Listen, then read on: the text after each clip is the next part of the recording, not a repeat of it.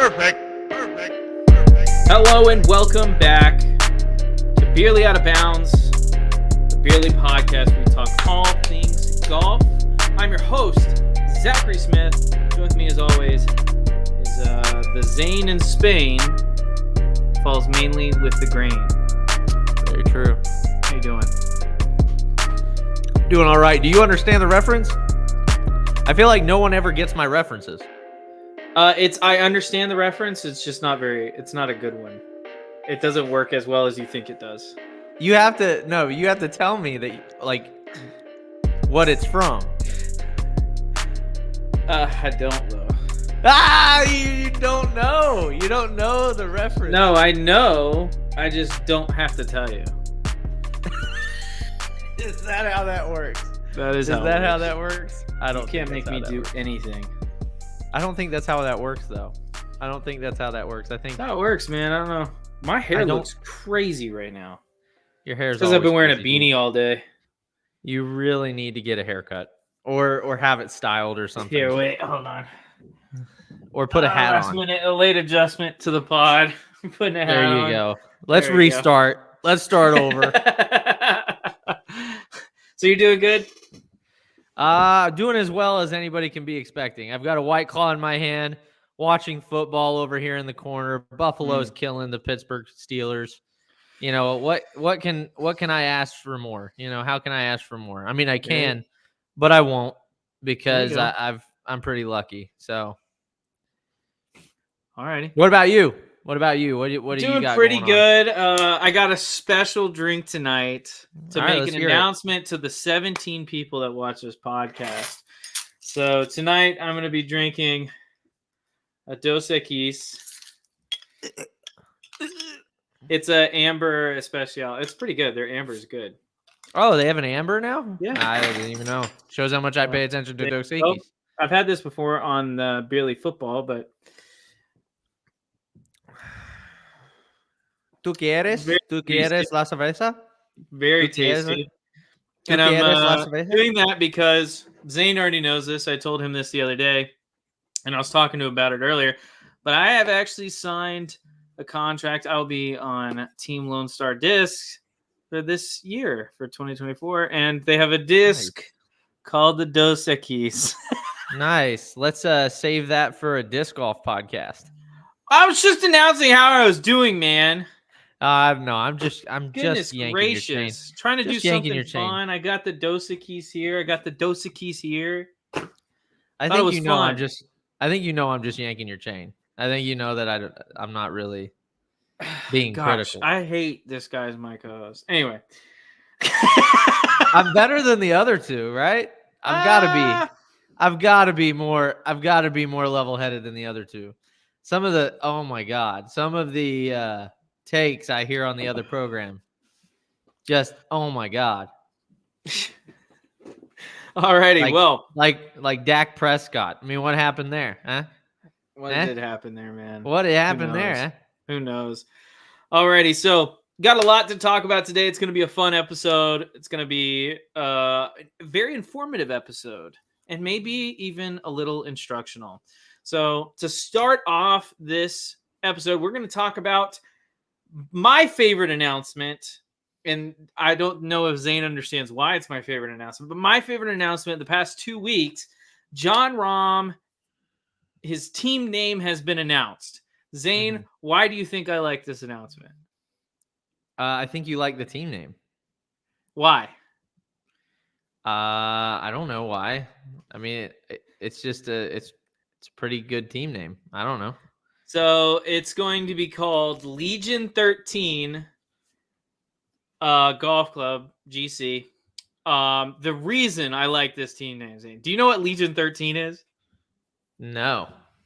So this is actually really cool. So Legion XIII is a name that stems from Legio XIII Hemina, one of Julius Caesar's most essential units during his civil war in ancient Rome in the 1st century. It is also, guess where they were mainly stationed, Zane? In Spain? In Spain. Specifically around in the area that Jon Rahm grew up in. So I just think it's really cool history, tying it back to Spain. I really liked it. I thought it was really clever. It was really cool. So the reason I like it has nothing to do with that. The reason I like it is because it's different.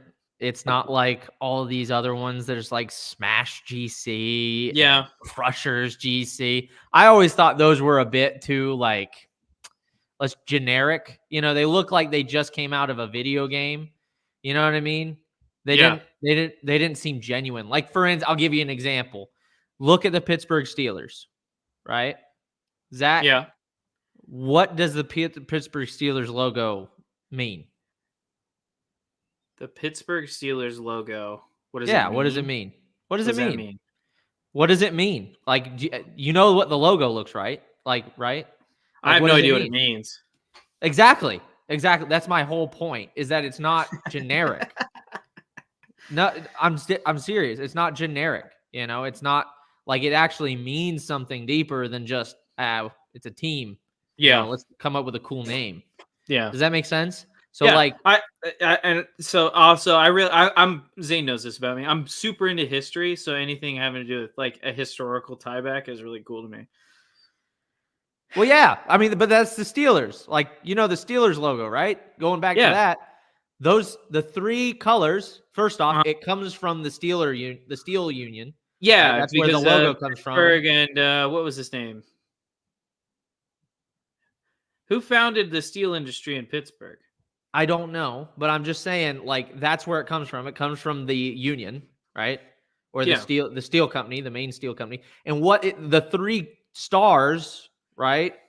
The three different colored stars. Yeah. The yellow, the red, and now I'm looking over at the screen. Oh, the blue. Carnegie. That's the guy I couldn't think of. Yeah. So the red, the yellow, and the blue, they symbolize the three necessary ingredients to making steel. Carbon, iron.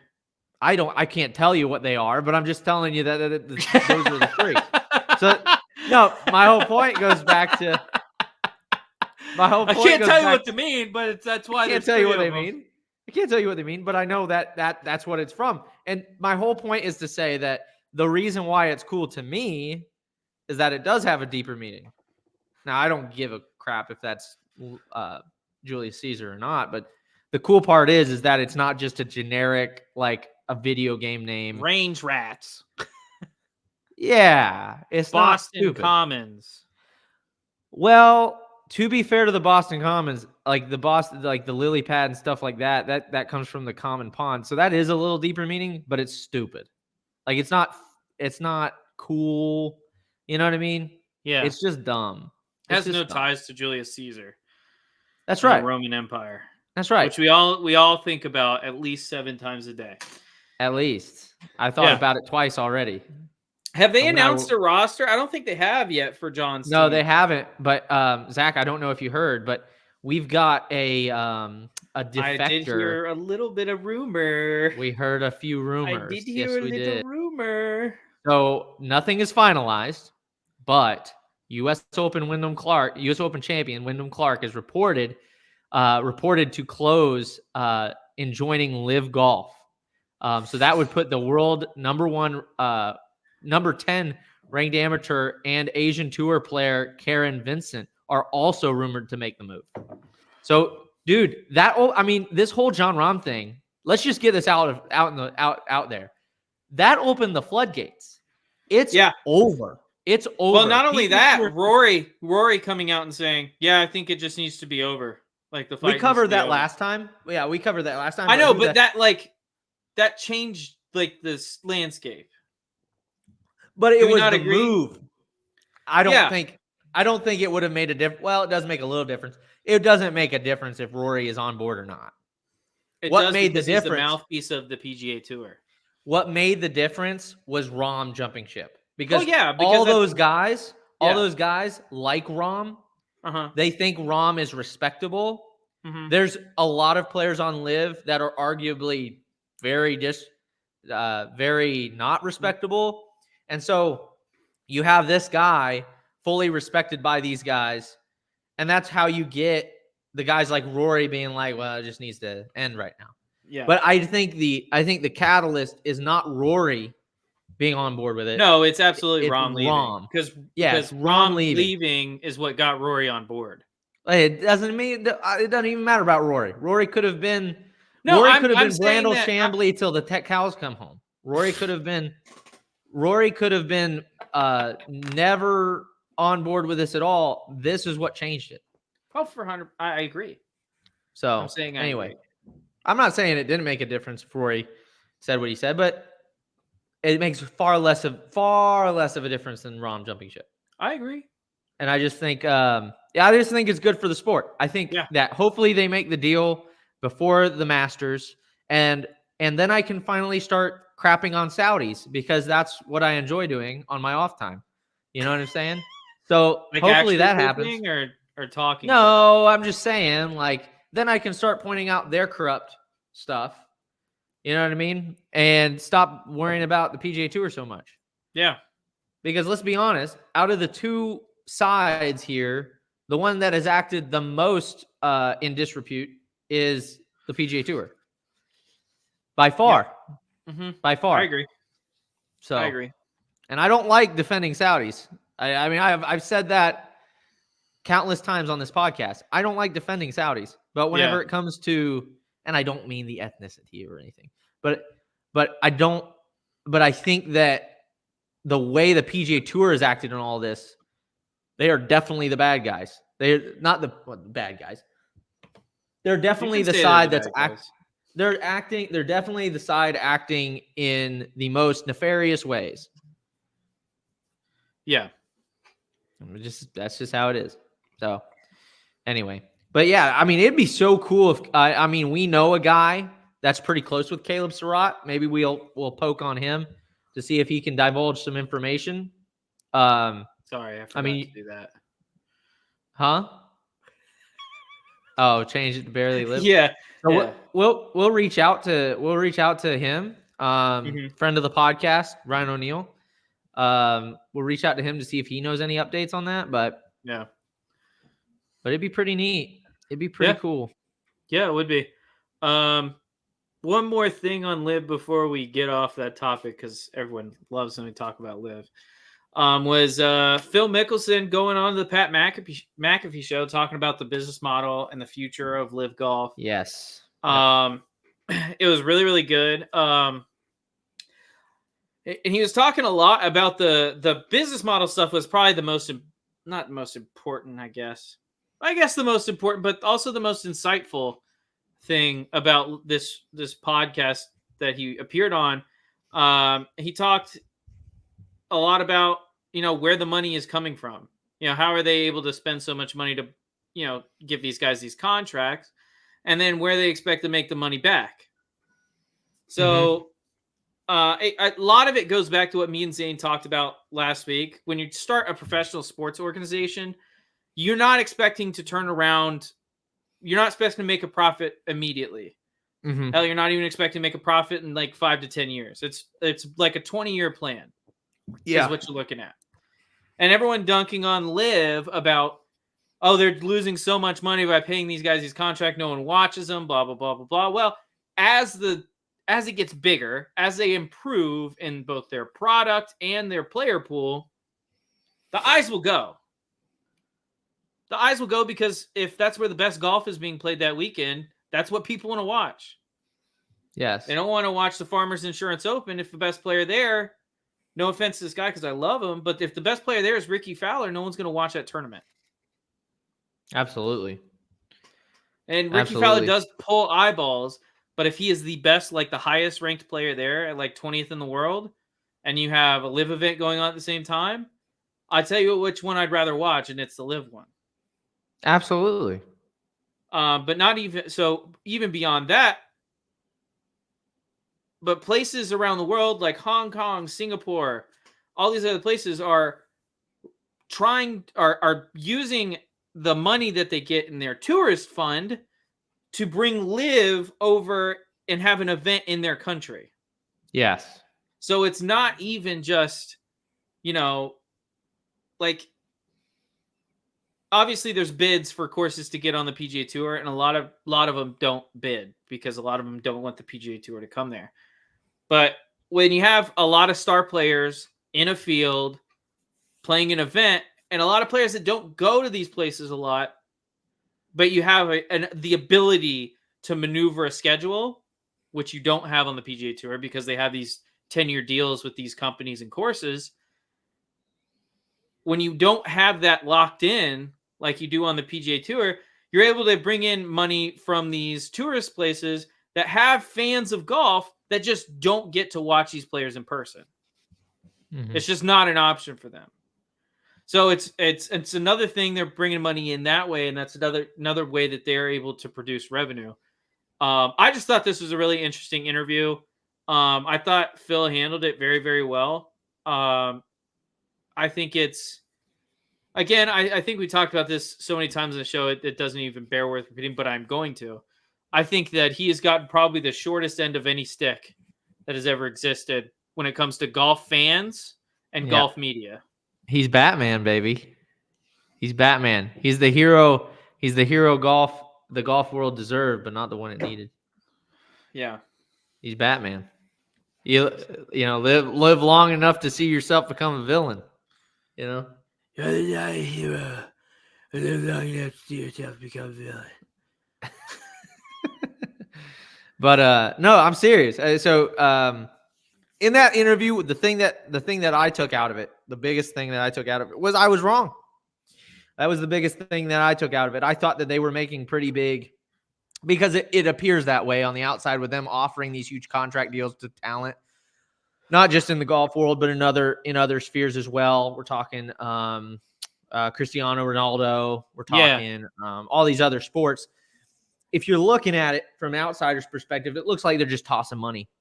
Yeah. But whenever you look at it deeper, you realize these are really good businessmen. Yeah. So they're not losing as much money as we thought they were losing on all these tournaments. Yeah. Which just, I mean, kind of blew my mind. The numbers that Phil was throwing around is, because that means they're not losing. I mean, it really means that the only money they probably are losing is talent money. The rest of the operational expenses are probably being covered by the tourism budgets of those countries. Yeah. So that is really cool for LIV to do that. And the thing I'll say it till the cows come home, even though it's not as convenient for us Americans having golf be like done in America, kind of like NFL or any other sport, it is really cool in another aspect to see it become the worldwide phenomena, in these other countries. Yeah. Like that is cool. Yeah. Well, I mean, the best way. Go ahead. I was going to say PGA Tour was doing that to a very small degree, but they weren't doing it to the degree that like everybody really wanted it to be. Yeah. Like we want to see more players, and again, we see a lot of American flags on there. That's not going to change anytime soon. Mm-hmm. But what we would want to see is more of these like players from China and the players from Japan, us playing all the best players in the world, even though you can argue that, probably close to 100% are playing on PGA Tour or are playing on those tours already. I don't want anybody in the world that doesn't have access to certain resources to not be able to play at the highest level. Does that make sense? And I'm glad you brought up the resources thing, because one of Phil's dreams is to kind of make an academy. Yes. Where he can bring in guys, young, talented guys from around the world, give them the resources, give them the ability to make it to that top echelon of golf, which they may not have access to in either their local area or home country. Yes. And what that does is it brings kind of that European American model of like those basketball camps and those football camps that they do, that sometimes have scholarships attached to them. Yeah. In Europe, they have a ton of academies that have scholarships attached to them by donors. Yeah. And that's where hopefully what we'll see from this is a growing of the sport at the lower economic rings or Yeah. rungs. I don't want to see kids, because everything's getting more expensive. Yeah. That's just reality right now. Yeah. I don't want to see that family that's kind of where we were at, that under 100 grand, right about 100 grand household income. I don't want that to feel out of reach for those kids. Yeah. And right now, it's seeming more and more out of reach for those kids. That's why you see the players. That's why you see the players like, and again, this is not a bash. This is not bashing anybody socioeconomically or anything. I'm not like one of those 99% we are. That I'm not like that. But if you look at like the Obergs or Aubert, or if you look at the Caleb Surratts, they come from money. Yeah. Like not a lot, not crazy money, but they come from money. You know, their families pull in hundreds of thousands of dollars in household income. And I want those kids. I want kids like we saw at Auburndale at our high school. I want those kids that or their families do pull in significantly less than that to be able to have a chance to play in this sport. Yeah. And that comes with there's a lot of growth involved in that. Yeah. Number one is they need to have more events in like high school and younger. They need to have more events in high school and younger more days, because colleges don't even look at those single day events. Yeah. So all these kids that maybe are talented, like me and you were pretty talented, we didn't know anybody in that world. Could we have asked? Sure. But I mean, we just weren't around it all that much. And I think it would have done us a real benefit to have a guy like you and I now come up and say, dude, you're wasting your money playing in these small events. Yeah. Don't even play in them. Don't even play in them. You know, play in these 2-day events, because that's where you're going to get the experience. Or play in your club championship. Huh? Spend the $250 playing your club championship rather than like a 1-day junior event. Yeah, what I just don't want to see kids without the resources, you know, because we didn't have. I mean, we had certain resources we didn't take advantage of. Sure, you know, just 100%. like but we were also not around it 100% of the time. Yeah, you know, there were kids in Lakeland that were much more well equipped to make the right decisions than we were, and that's because we didn't know what questions we need to ask. What questions we needed to ask. We didn't know that. And I'm not blaming anybody but myself, because I feel like, you know, and it's nobody's fault but mine. But at the same time, I don't want another kid to go through that same kind of deal. 100%. Not because it's torturous or anything, but just because I want to see those kids succeed, you know? Like a lot of those kids we taught up in Georgia, you know? Yeah. So just again, it seems like Phil's doing a lot of really good things. Seems like LIV is doing a lot of really good things. So kudos to them. And now we're going to go. Oh, that's the wrong one. Now we're going to go back to Barely Out of Bounds. There we go. So 3-way playoff this week on the PGA Tour at the Sony Open in Hawaii. Grayson Murray ends up winning over Ben An and Keegan Bradley. Yeah. In a very exciting finish. Zane, did you get to watch any of this tournament? I got to watch some of the event. I didn't get to watch the final day very much at all, just because obviously NFL playoffs is on, and I'm stuck watching that. It's tough. It's tough to watch, you know, the Sony Open whenever you've got NFL games. Yeah, because NFL isn't all year, you know, like golf is. Yeah. So yeah. but I did football. Make sure you check it out. Yeah, but I did get to watch. But I did get to see a lot of the highlights, especially that winning putt by Grayson Murray to win. Yeah. Just 38-foot clutch bomb birdie putt to beat Bradley and Ben An. Yeah. That was fantastic, and good for him. I haven't seen his name on a lot of the leaderboards. So, you know, maybe this is a life changer. LIV contract I really hope coming. Huh? Yeah, Said LIV live contract. contract incoming. I doubt it. He probably already got one. A lot of those small guys did get them. Get So offers, yeah. they did get offers. Vince Whaley got an offer from LIV. I hope he doesn't mind me saying that. He's never going to see this anyway. But Vince Whaley did. I'm not sure if the Snyder Jans did. Obviously, we know what's his face. God, I'm blanking. Ogletree definitely did, obviously, because he took it. But yeah, Pete Fish, I think he's in it. Got one. Yeah, so He's over there. a lot of guys that may not be on there already, they got offers. Calls. Yeah, they got calls and offers and yeah.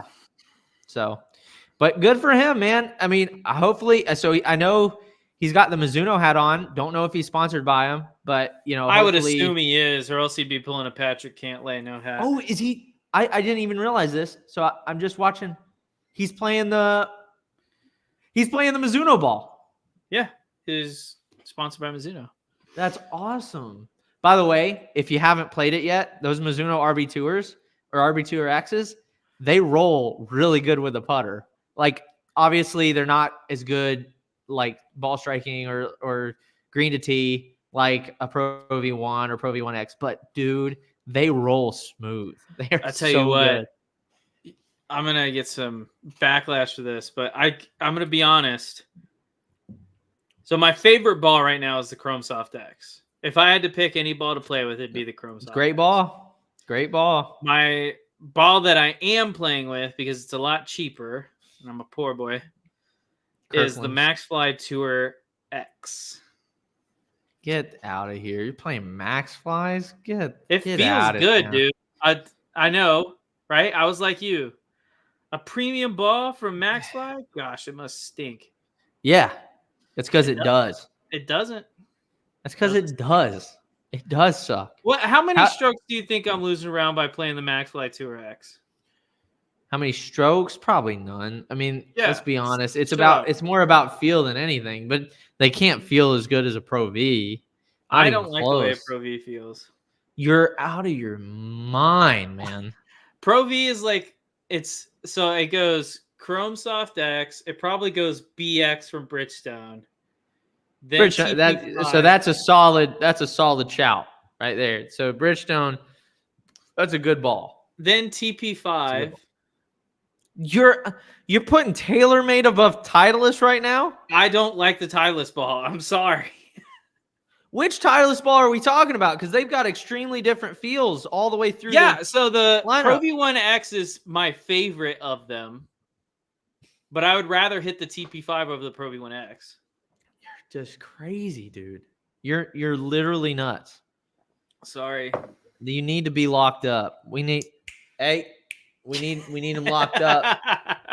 Sorry, I'm not a Titleist fanboy like the rest of you. 911. Sorry. Yeah, you're not sorry. As Zane was saying, Grayson Murray bombed a 40-footer right in the face of Ben On and Keegan Bradley in a 3-way playoff to take down the win. And there's a great fist pump too. His first win in 6 years on tour. He's won on tour before? Where did he win before? Yeah. I'm not sure. Let me check. Well, please check. Please check where he's won. I'd hate not to shout that out too.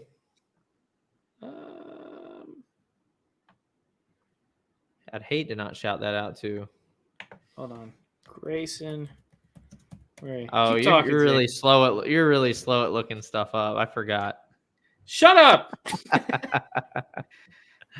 But no, it was a great putt. Good for him. Like I said, I hope it does some good things for him this year. I tell you what it'll do for him. It'll give him some confidence going into this season for sure. I mean, that's the great part about the winter tournaments, these winter events, is it can really get your season started off right, really get you into a groove. I remember when it did the same thing for who's playing on LIV right now. Can't remember his name. Oh, man, he had such a good season, too. He won the Barbasol. He won the Barbasol Championship? Really? In 2017, yep. By one shot over Chad Collins. Really? Yep. Huh.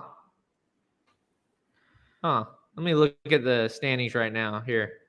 So anyway, but it can really put you in a good spot going into the season if you play good in these events.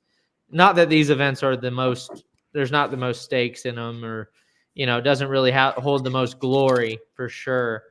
But I'll give you an example. Like Taylor Gooch, you remember whenever we first started the podcast, the Chunk and Run podcast, he was going off. He was going off in these events early in the season, and it really helped him down the stretch making the playoffs.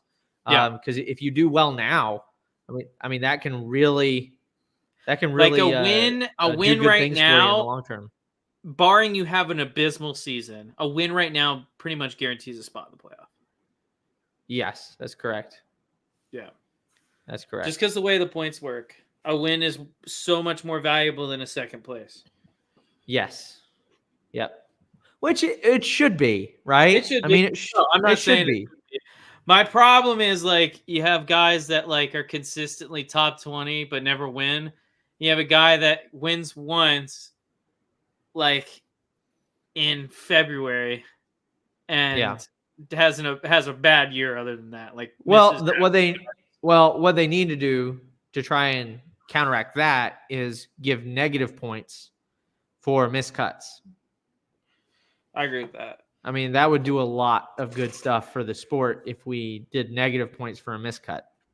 Because it's like if you're missing half your weekends, but you won one event, like what's the point? If you won one event 8 months ago, do you belong in the playoff? No. If you've missed your last 10 cuts, like that's exactly right. That's exactly right. And that's the whole point. I mean, that's why I wish they would do it to where there would be some negative ramifications for missing cuts. You know what I mean? Yeah, 100%. I agree. That would help a lot of things. Yeah. Alrighty. But really, really great show from Grayson Murray there. Again, his first win in almost 6.5 years on the dot. 6 years, 5 months, and I believe 22 days is the number I was saying. Wow. So awesome for him. Gets a big win against some pretty decent players. I mean, Keegan Bradley, multiple-time winner on the PGA Tour. Ben On has not yet won on the PGA Tour, but he's a fan favorite. One thing that we're gonna close the show on is a little bit instructional. Okay. Oh, you're not covering your boy Golf Jesus? I can't believe you right now. Golf Jesus, Tommy Fleetwood. Yeah, he won the Dubai tournament, the Dubai Invitational. I'm gonna be honest, Zane, I completely forgot. Golf Jesus. Golf Jesus. How do you not cover Golf Jesus? Golf Jesus. He was an elf, which I thought was a little disrespectful in TaylorMade's commercial. That was super, dude. Not gonna lie, it'd be hard to say okay to that. Yeah, it'd be difficult. I mean, they were like, okay, Tiger's gonna be Santa, and you gotta be a little elf.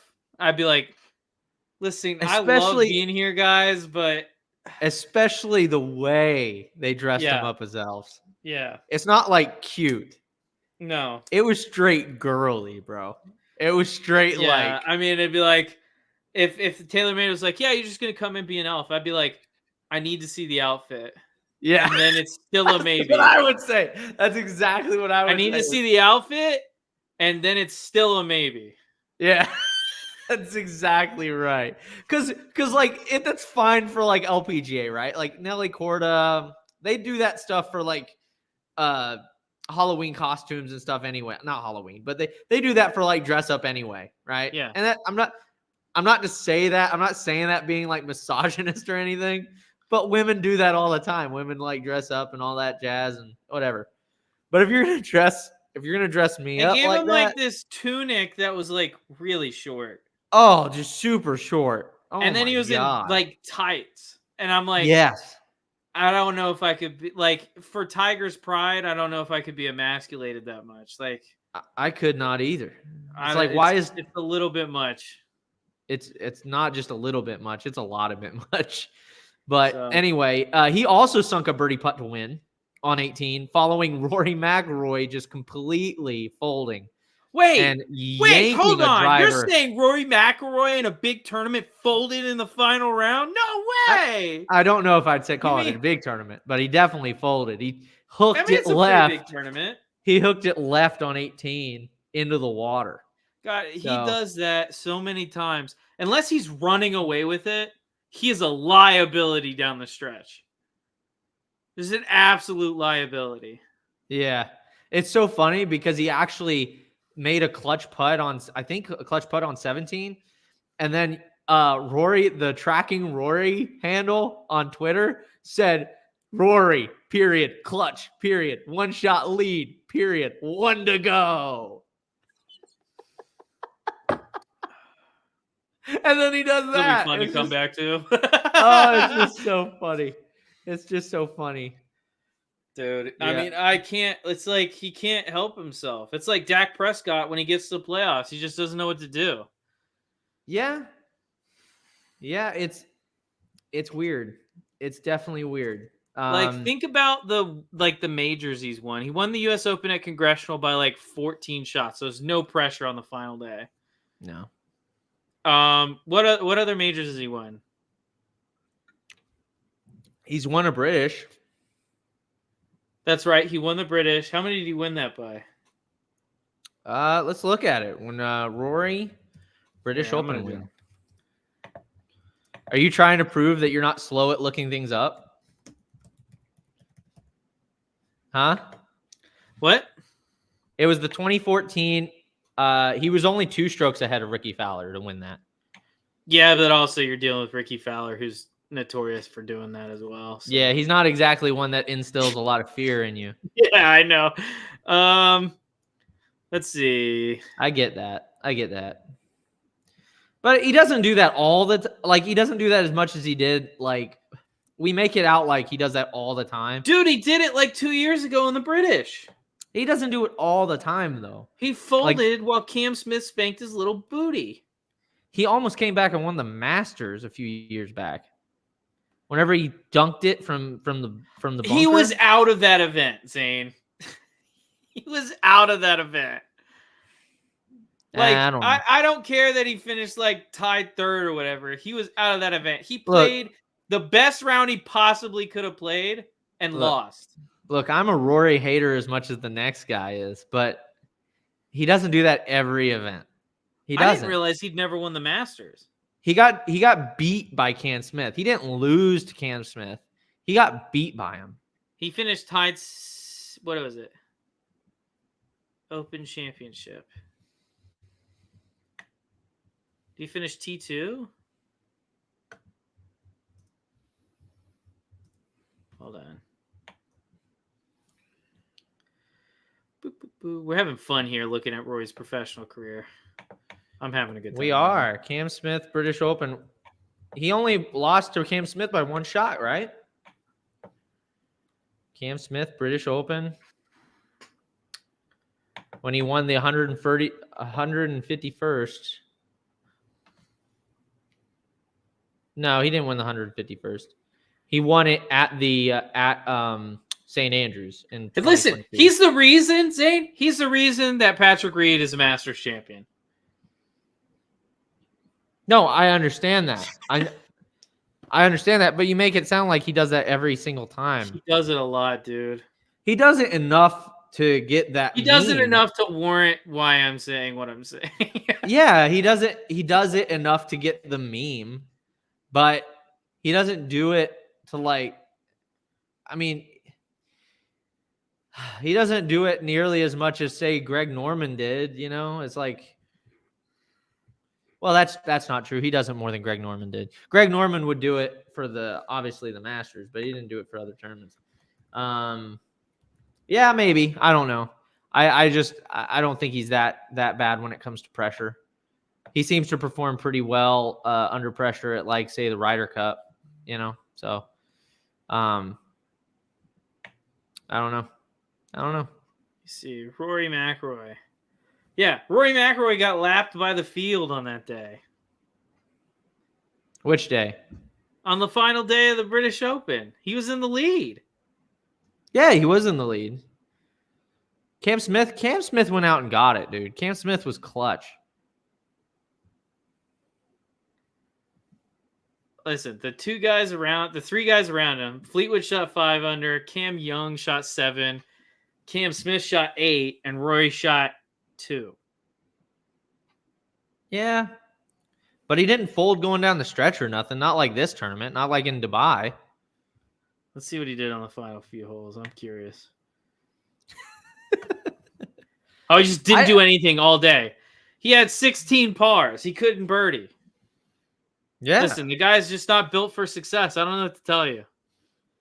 He's just, Zach, he is kind of like Tiger in a way. He doesn't do a whole lot in the final day. He doesn't do a whole lot in the final day. You need to cut that out. Well, I'm not saying he's like Tiger in the way that Tiger would have put away tournaments. Let's put that out there right now. But Tiger puts away events. Rory does not do that. But Tiger never was somebody who would like on the final day, you know, I don't know. It's just not, I don't know. He's not bad under pressure. Listen, it's fine. He's Adam Scott, and he was never anything more than Adam Scott. Okay, let's just be honest about Rory McIlroy. Got a great swing, zero clutch gene. Okay, that's a fair comparison. He is better than Adam Scott, though. He is better than Adam Scott. Got what, 2 or 3 majors? 2, right? A Masters and how many majors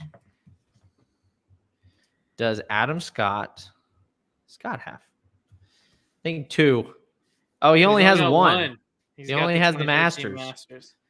Okay, fine. He's putt. Jason Day, and he was never anything more than Jason Day. No, he's always been more than Jason Day, Zach. Zach, he's definitely one of the best players to play. He's definitely one of the best players to play. He's one of the best players to play the game. He's not better than DJ or Brooks. That's true. So DJ, you're exactly right. He's not better than DJ. He's not better than Brooks. Brooks over the long haul, he's absolutely better than Brooks over the long haul. Come on, Zane. Over the long haul, he's better than Brooks. What are you talking about?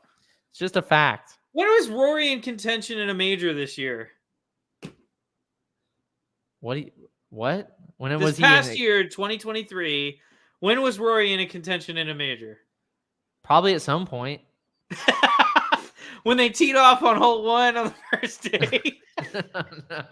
No, you doofus. No, you doofus. I'm just saying, dude. Both of those guys are better than Rory. Nah. They're going to have better careers than Rory. They're going to have better career stats than Rory, other than driving distance. I don't agree with that. That's okay to be wrong, dude. That's the great thing about America. Everyone's allowed to have their own opinion. I think Rory go to prison. No, Rory week in, week out is a better golfer than those two guys. Well, than that guy. He's not week in, week out better than Justin Johnson, I don't think. But he is week in, week out better than Brooks Koepka. Talking about the reigning PGA champion. I think if you had Brooks Koepka and Rory play a 72-hole match together, Rory'd come out on top. Guaranteed. I think so. Man. I think it depends on the course you're playing them, but I think so. But yeah, I can't believe you didn't mention Golf Jesus, man. I'm sorry. I can't believe you didn't mention Golf Jesus. That's your boy, and you failed him. You failed him. By the way, Zane, just one more thing on Rory. You're saying that the reigning PGA champion isn't as good as the reigning Genesis Scottish Open champion. This is ridiculous. This is the most ridiculous thing I've ever heard. Disrespect. The disrespect against Brooks Koepka. You don't think what? Whoa, wait a second. You don't think Rory McIlroy on a given week can win the PGA championship? He hasn't shown it to me. He's won the PGA championship. That's cool and all. Do it after 2020. You're just ridiculous. You are, dude. You're just a contrarian. That's what you are. I'm Just not a admit it. contrarian. I just think Just Rory admit is it. so Just admit it. overhyped, and I hate By the when way, people. By the way, I don't know if you saw, but there was definitely a walk of shame, or sorry, a Hall of Shame mention. So Ken Wayand, who's the president / GM / director of golf at Michael Jordan's Grove, Yeah. he played in that Dubai Invitational. Do you want to know Yeah. what his score was through 72? Are you talking about just over par? Yeah. What was the score? 83. He was 53 over par through Okay. 72 holes. Yeah, that's the least shocking thing I've ever heard. He shot 87, 82, 82, 86.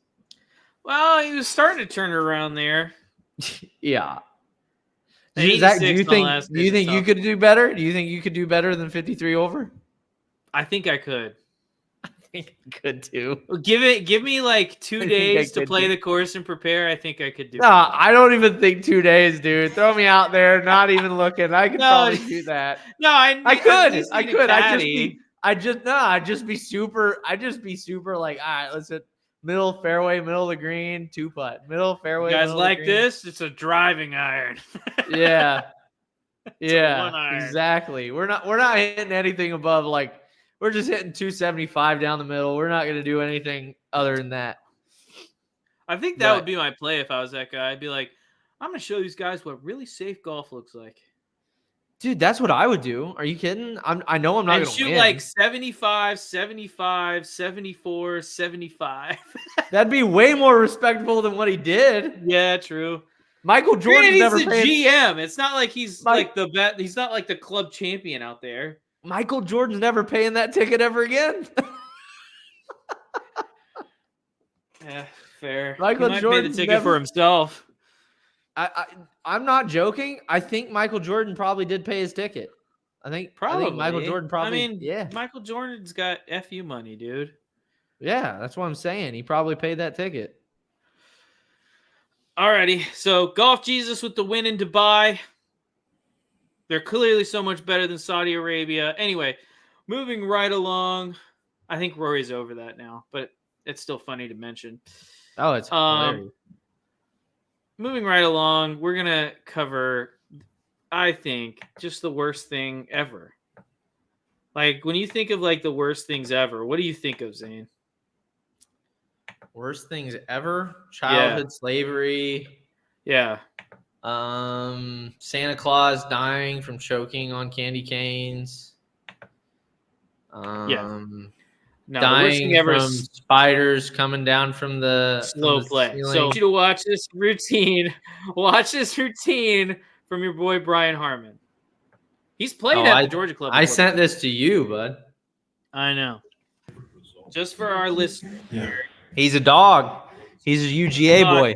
He's lining up this shot. It's not an easy chip. He's got kind of short-sighted here. First off, it's not a chip. It's not a chip he's hitting. Yeah. Well, he's trying to flop it. Trying to flop it. He's still taking practice swings. He's looking at it. He's going to do some more practice swings. We're on swing about 83 here. He doesn't really like what he's seeing. You could tell confidence-wise, not really there. He's in 34th place at the moment. Even really needs to get it on track. Even the cameraman's bored. He's like he thought he was going to go, and he just moved the camera over. And this is why you need to watch the show, guys, and he's checking.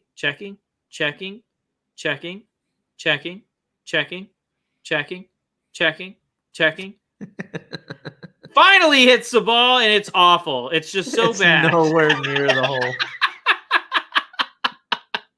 Dude. I mean, it really makes you think, like, what was going through the caddy's mind?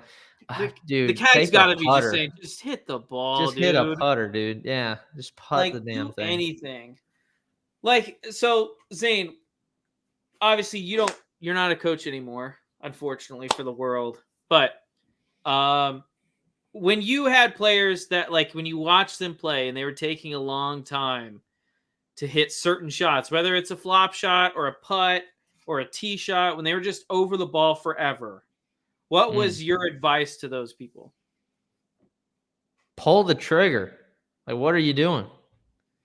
That was my advice. It's like, dude, I mean, I'm all for hitting it when you're ready. Like, but get ready quicker, you know? Yeah. And of course, if they're working on something new, it's different. But if you're just watching them and it's right before they're going to play in an event and they're taking that long, Yeah. it's like, dude, pull the trigger. You know, what are you waiting on? That's going to hurt you.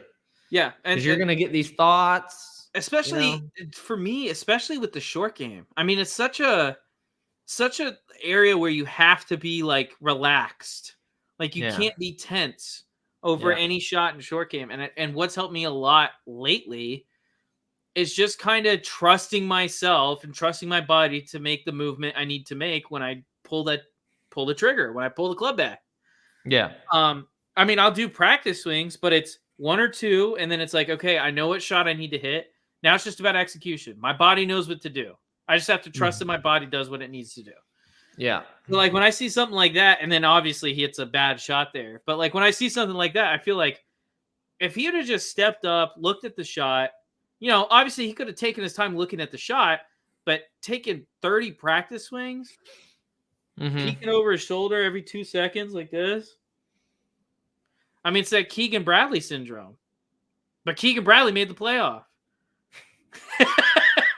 Yeah, that's a fact. So, yeah, I mean, like I said, I mean, I'm all for somebody hitting the ball when they're ready. I teach that.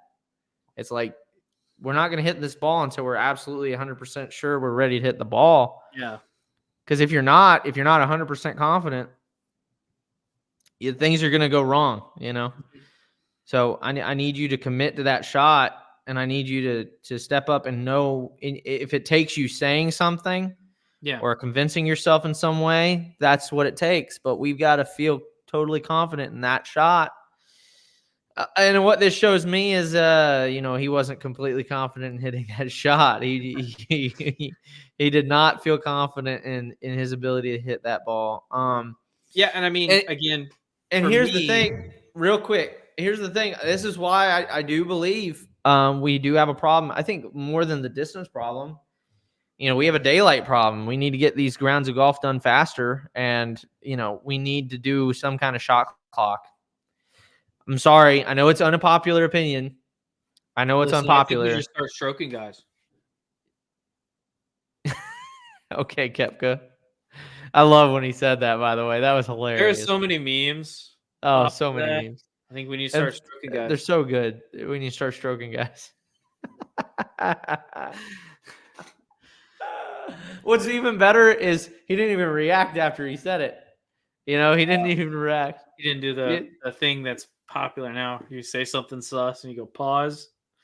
Oh, I didn't even know that was a thing. I'm going to start doing that now. Pause. Start stroking guy. Pause.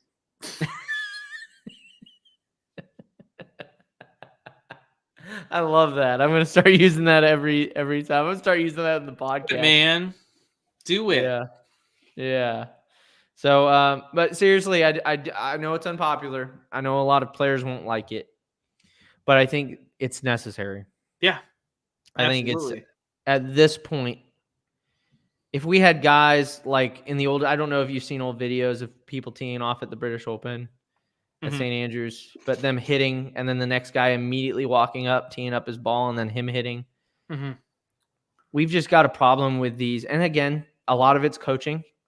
Yep. A lot of the problem is the coaches getting in the way, saying, hey, you need to think about this. Hey, you need to do this. Hey, you need to take 3 practice swings. Hey, we need to do this because it makes you feel confident over the ball. We need to stop that. We need to stop that and nip it in the bud. Say a 30-second shot clock.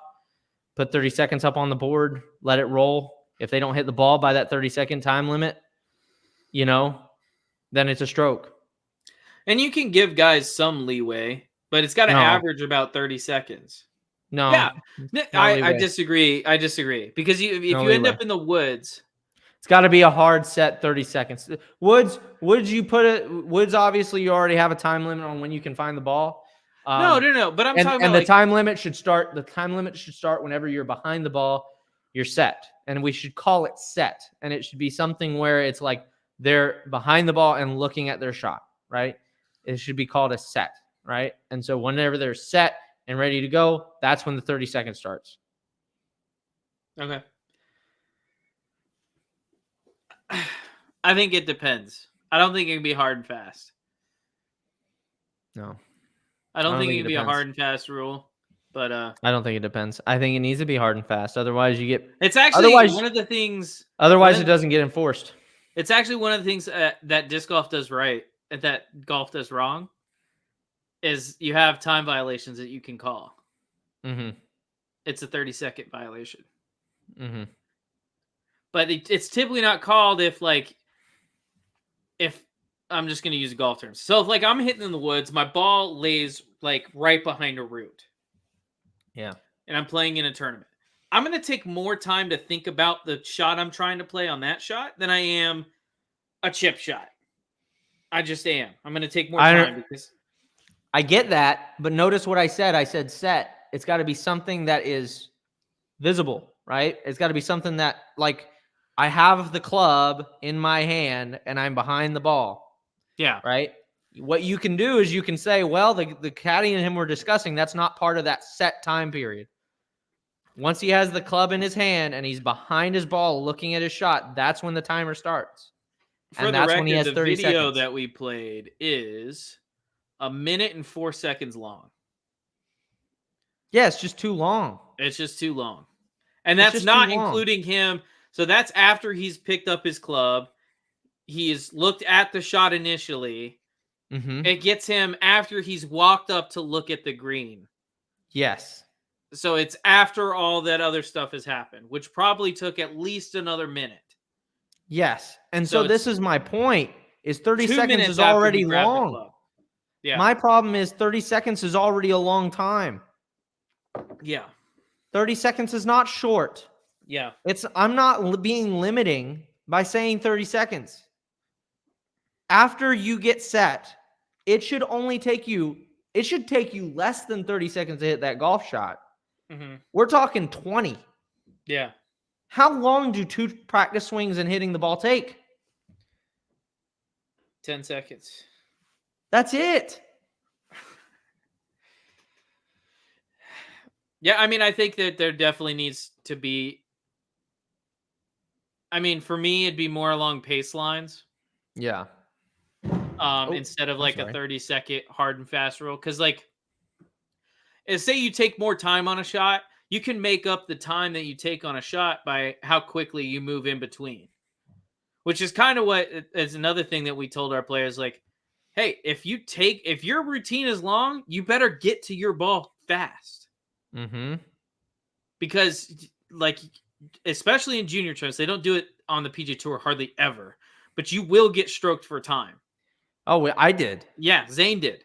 And not his fault, but Zane did. No, it was dumb. It was definitely the other guy. The other guy took forever to get up to the 10th tee box. And we were already 2 holes behind. It's dude, hurry up. Yeah. And he even this is the worst part about it, is he told the guys running the tournament, hey, it's on me, but they still stroked everybody in the group. Aggravating. That's why it needs to be the 30 seconds. I shouldn't be stroked for somebody else taking too long. Yeah. That should not happen. And that's why we need the shot clock, because now we can't parse it where it's everybody in the groups gets stroked. Yeah. It keeps everybody accountable. Yeah. I mean, what you do is adopt disc golf's rule. Mm-hmm. And then, so you call time violation, and all it has to do is be seconded by someone else on the card, and then that's a stroke. Mm-hmm. But yeah, that's the last topic I had for today. Unless you wanted to bring something else up. No, that's it, dude. I'm all good. I thought you wanted to do a golf instruction thing, or was that part of the golf? That was the golf instruction thing. That was it. Okay. Just about getting ready to play, and I forgot to mention this, but for me, what has helped me with my short game is just instead of overthinking a shot, just pulling the trigger. Because it makes me more relaxed knowing that I've hit this shot 100,000 times in my life. I have. I've hit every shot on the golf course 100,000 times. Okay, so I don't have I to don't think you worry have. about. Huh? I don't think you have. Go I've hit on. I'm a just lot kidding. of golf shots in my A life. lot of times. Yeah. We get it. Not 100,000. Anyway, go ahead. Bet. I've hit a lot of golf shots in my life. I've hit a lot of chip shots in my life. So I know how to hit a chip shot. My Mhm. body knows how to hit a chip shot. Mhm. So I just need to do what I know I need to do. If I overthink it, I start choking the club, get really too firm with the grip. I get really stiff with the body, especially the arms and the shoulders, and I'm going to mess up that shot, or it's not going to be as good as it could be. What's Yeah. helped me more than anything is stepping up, thinking, okay, this is the shot I'm trying to play. Take a couple practice swings, trying to replicate that, and then just going. Just go. The Yeah, result's going to happen regardless. yeah, I mean that's good. That's a good strategy. Is just, set yourself if it takes you going to the range and just setting the ball up there and saying, how long do I feel until I'm totally confident over hitting this golf shot? Yeah. And if that takes too long, then you got to practice being it shorter. Got to And practice getting in the zone faster. I have a question for you, Zane, because since you said that, I just have a curious question for you. What are your practice swings for? You specifically, when you take a practice swing before a golf shot, what are they for? So one of When you're two in things. let's pretend you're playing a tournament round. No, I've got your answer. So one of two things. And this is why I usually take 2 practice swings to cover both things. So the first swing is a swing to get a feel.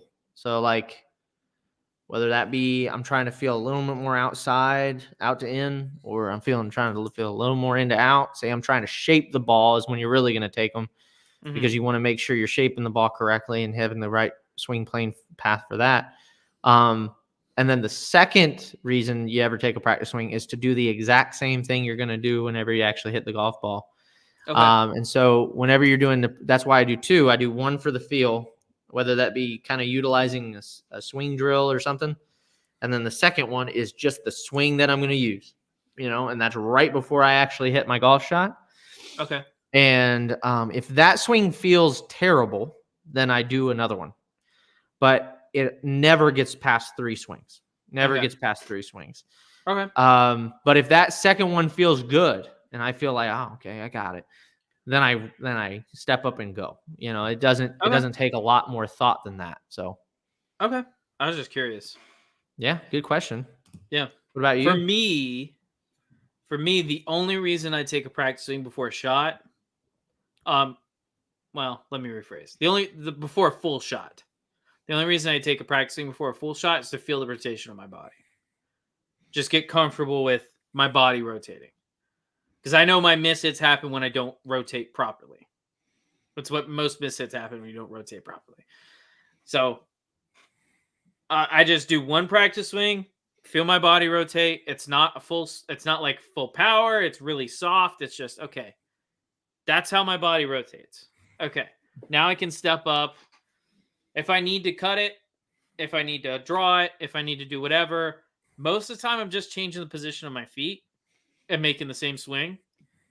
So that's the only reason I take practice swings, is just to feel the rotation of my body. So yeah, there you go. I mean, so that goes back to that first reason, right? The feel. Yeah. That's all it is. You're trying to get a feel. And again, if I'm in Or the the woods feel and I you have like a need. restricted backswing or whatever, I'll do like 2 or 3, trying to figure out, okay, this is how far I can take it back. So I need to feel like I'm taking it back much shorter than that. Yeah. So that's the feel, though. That's the Yeah. feel. And then the second thing is, and you probably might want to include this into your game a little bit, is then you need a swing at the speed you're looking for. You're trying to feel that trying to feel the same exact swing you're going to use. I don't like doing that. It helps. See, it helps. I used to do that. Well, I used to do that a lot more when I was swinging harder. I don't swing nearly as hard as I used to. It gives you, I'm telling you, it gives you a lot more confidence. I'm just telling you, for me, confidence comes for me from not just thinking and caring a little less. Well, that's, if that makes I sense. mean, that is an ideal mind state, Mindset.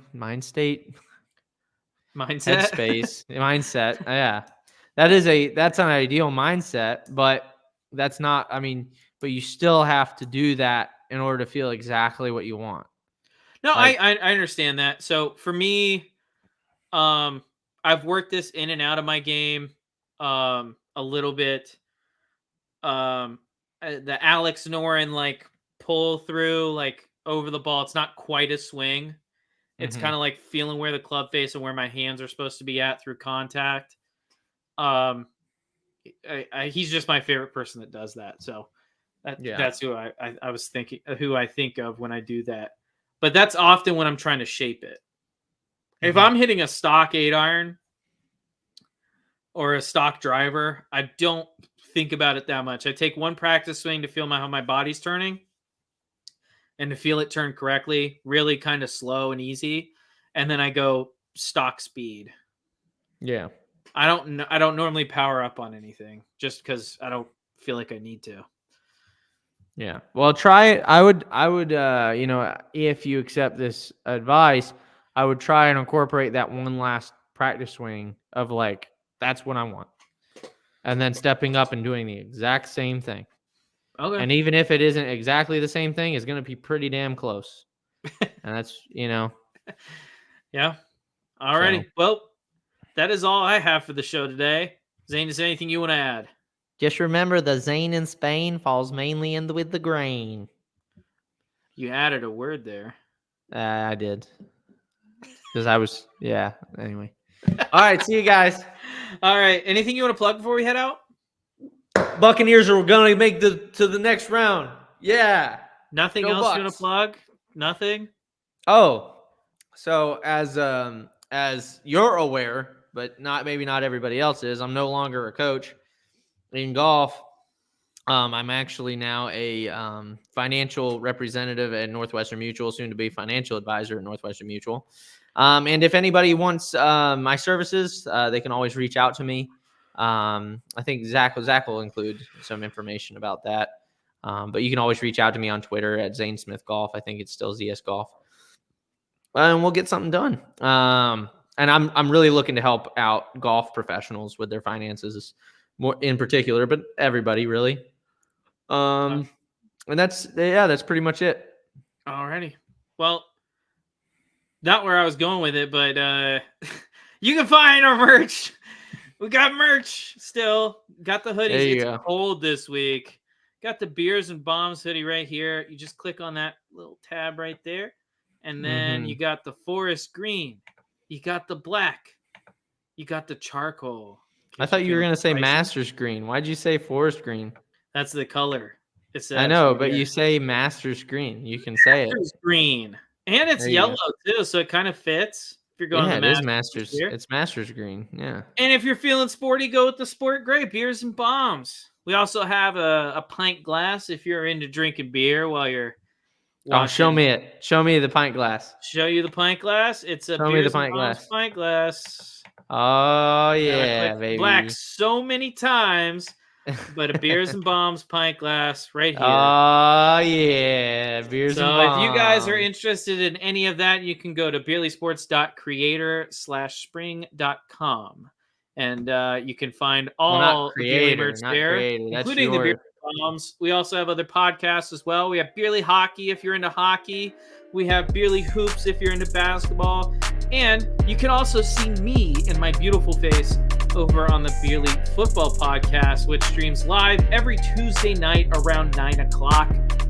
It's not exact because one of the members of that podcast is not punctual. Shout out at Beerly Truff Scott. That is all we have for tonight's episode. And we will see you guys next week. See you guys. Take it easy.